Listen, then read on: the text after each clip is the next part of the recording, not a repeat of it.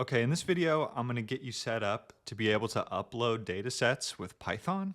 I think it's important to learn how to upload them directly in the console first, but if you do know some Python, it can be easier to upload like 5 data sets in a row. We use a lot of data sets in the SQL courses, and if you're confident with Python, I want you to be able to just do this quickly, and it's actually just a cool skill to know. So in this video, I'm going to show you one way to do that. There's a number of ways you can upload data sets and things to BigQuery from Python, but this is one of the ways that I like to do it. So you're here in BigQuery, what you're going to do is you need a service account. You can think of a service account as kind of like a robot account that has authentications you can assign, similar to your account. Like you have your profile that you're signed up under, and you have owner permissions to your Google Cloud account because you're the one that set it up. But a service account is kind of like if you're adding another user to the account, but that user isn't actually a person with an email address. It's like a robot service account. It's just kind of how I like to think about it, but that'll make sense in a sec. But anyways, you have to create a service account and assign it the permissions that you want so that it can execute commands in Google Cloud on your behalf. So that might sound a little bit confusing, but it'll make sense in a sec. So go over here to this hamburger, and we're going to go to IAM and admin. This is the area where you have a lot of like your user settings. You can add users and different things. There's a lot of stuff here in Google Cloud, so most of it we can just ignore. But what we're going to do is we're going to come down to service accounts and click service accounts. You can see here that I have a service account I created as a test. What we're going to do is come up here and click create service account. You're going to give your service account a name, so let's title it upload datasets, something like that. It doesn't really matter. Create and continue. And then this is an important part. We need to grant a role to this service account, which basically is like what permissions does this have? And then what we're going to do is we're going to put this service account in our Python code. And so when the Python code is running, it's reaching out and connecting to Google Cloud, and then Google Cloud will say, okay, this service account in the Python code has permissions to do certain things in Google Cloud, like upload a data set, create tables, those kinds of things. So if you click here, select a role, and since you're the only one in here, you could just make this BigQuery admin. That'll just give it all BigQuery related resources, so you don't have to worry about which ones are specifically permissions for creating a table or running a query and those types of things. But if you're working on an actual company, you wouldn't want to just give BigQuery admin to everything. You want to have the minimum amount of permissions required to do whatever that service account is trying to do. So just so you know, this isn't really best practices, but since it's your own BigQuery and you're the only one working in here and we're in the sandbox, it doesn't really matter. So just click BigQuery admin. That way we know it has permissions, and then click continue. Okay, so now I have your service account here. There's one more thing we need to do to make this usable from your Python code. We need to create a key for this. So come over here to actions, click this, click manage keys, add a key, create a new key, and we're gonna click this JSON one here. Okay, so this is a lot of new concepts at once, but basically what this service account JSON key is like a password. So you can think of this as kind of similar to an API key, but it's more than that. It's your username and password. So this should not be shared with anyone, but you can just save it on your computer for now, and we're gonna reference this in our Python code. So if you come down to your downloads, click this, it might open up in a bunch of different things for you. Like this opened up in Firefox for me. It's just the default setting on my computer, but let's try to find the raw. Okay, so this is what it'll look like. I'm gonna delete this for now. So like if I hadn't deleted this, you would have access to my BigQuery account. But basically this is a JSON object. You don't really need to know what this is at this point, but just so you know what this looks like, we're gonna upload this to our folder and then reference it in our Python code. And this will act as kind of like a username and password sort of deal. So you'll see how that works though. So now if we refresh, you can see your key here. All right, now we're done in Google Cloud for now, and we're gonna head over to Python. Okay, in this video, I'm gonna teach you how to prompt AI to be able to write these Python scripts for you. I'm also gonna give you Python scripts that should work for you.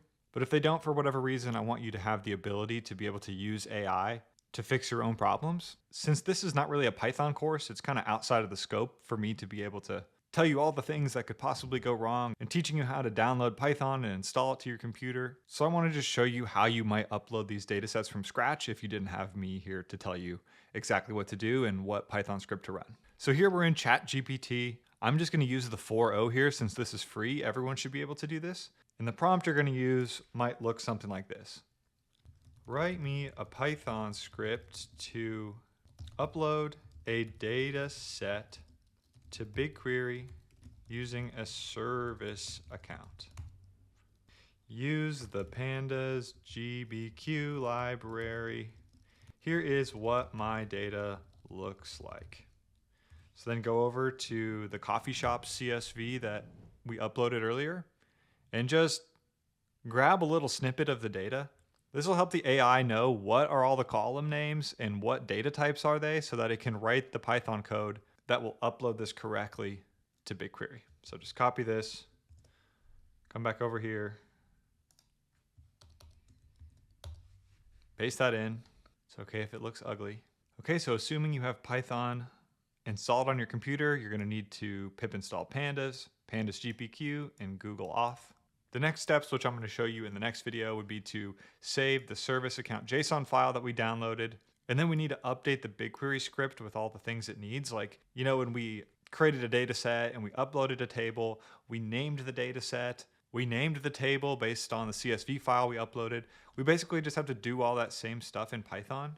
So here, your project ID would be your project ID in BigQuery. So for me, it would be the query SQL master. So you would basically copy and paste this and put it here. Your data set, we learned how to create a data set. So what I would recommend is creating a data set with a name and then copy and pasting that data set name here. Type the table name here. So you would just make this up like transactions. Then the service account file, this would be the path to your service account JSON so that the Python script knows where to look to find this authentication thing, which I'll show you in the next video how to do that. And then the Python script will generate something for you. Yours may not look exactly like this, depending on which AI you're using. But basically what's happening here is it's taking the CSV. So here you'd have to put in the path to your CSV, putting it into a data frame. And then I think it's double checking that certain of these columns are the right data type and updating that data type in the data frame. And then this to-gbq is a function that runs from this pandas-gbq library. So we imported that up here. You give it the data frame, the table name, the project ID. The credentials are your service account. So basically like this service account file is getting read by this credentials thing and creating a little credentials object that you pass in here as an argument to the function. And then right here, it's saying if exists append. I think what we want to do instead is if exists, we want it to overwrite the table. That way, if something messes up with the upload and we want to change the script, it'll just write over the table that exists that's wrong instead of appending to the bottom of it. So I'm going to tell it to make that change here. So I'm telling it to change to if exists, overwrite the table instead, which basically that word is actually replace. All right, so let's see if this code actually runs. So I think this should probably work. There's a few extra things this is adding, like this parse dates thing, and some of these making sure that they're the right data type. When we uploaded to BigQuery, originally we just selected the auto recognize the data types. That's the main thing that can go wrong with uploading from Python, is having the wrong data type mapped to a column. So like maybe something is a date, but it should be a string. So let's see if this works. And if it doesn't, we'll debug the code. All right, so let's see if this Python script works. I really have not even tried to run this yet. If it doesn't work, I think it's important for you to see the behind the scenes and debugging of how I do this so that you can solve your own problems and I can empower you with how to do this stuff. So here we are in VS Code. This is a popular code editor. You can use whatever code editor you want, but if you want to download this same one, it's called VS Code. Basically, I have opened a folder called upload test that currently only has this transaction CSV in it that we uploaded. And I also dragged in from my downloads this service account key JSON. So here I'll go over here a little bit. This is a .json file, which looks like this. Yours will be different. It'll have your project ID and your private key and everything. So now we just need a Python script to be able to upload the data. So let's do that. Let's create a new file. And we call it upload BQ for BigQuery. Okay, so now we have this Python script. Let's go back to here.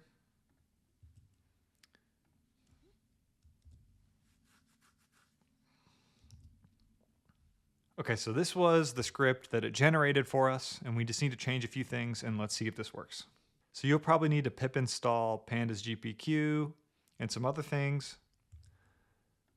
So follow these directions first. But I would do this with ChatGPT yourself in case you run into any problems. You can say, hey, this went wrong. Please help me with this. Why is this not working? And just use AI to help you get over the hump and get the stuff uploaded. Okay, so we're back in our script here. We need to change the project name to our actual project name. So for mine, it's the query SQL master. You go see what yours is. So I'm going to copy and paste this into the script.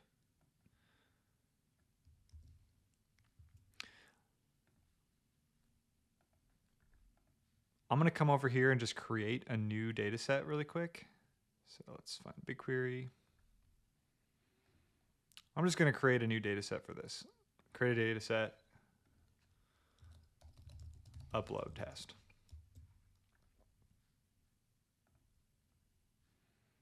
So now we have this data set called upload test here, which has, here, just no tables in it. We just created this. So let's come back over here. The data set is called upload test. And then let's just call this transactions.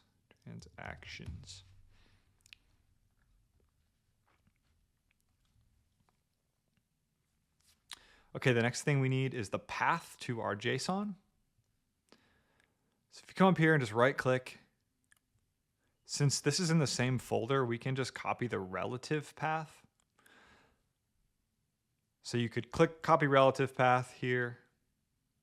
This will work. It's just the name of the file since it's in the same folder. But if it wasn't in the same folder, you would want the full path to this. So just copy path. Both of these will work. This would be like the full path on your computer to this file. Like, you know, I've got quite a path here. So if it doesn't work for whatever reason, it's giving you an error with the path, like this file is not found, you just would type in the full path like this. But I think the relative path should still work, so I'm going to start with that. Then we need to tell it what CSV file we're working with. So we've got transactions.csv. I'm not sure if this is 100% necessary, but this basically will parse created at and refunded at into dates for the data frame. I'm going to just comment out this data type stuff because I'm not sure it's even necessary. And let's save this file, open a new terminal. So here we're in this upload test. ls will show us the files available. So we've got this upload bq.py. So we're going to run this Python upload bq.py. We'll see if this works. Okay, so I think it worked. Data upload successfully to BigQuery. Let's go over to BigQuery and see if this is there. So come over to BigQuery. We put it in this. So here, we're going to refresh contents. And it's there. Let's go. Okay, so let's click it and see if it uploaded correctly. At first glance, it looks like it has all of the names and the different data types. Let's look at it. And this looks like basically the correct file. So this one worked correctly. They're not always going to be as easy as this, but for this one we got lucky. I guess this is a good one to start with. I'm going to upload this Python file for you to just copy and change a few parameters for yourself. So I would test uploading this yourself if you're comfortable with Python. If you're not comfortable with Python and you run into a wall with this for whatever reason, you can always just upload the data sets manually.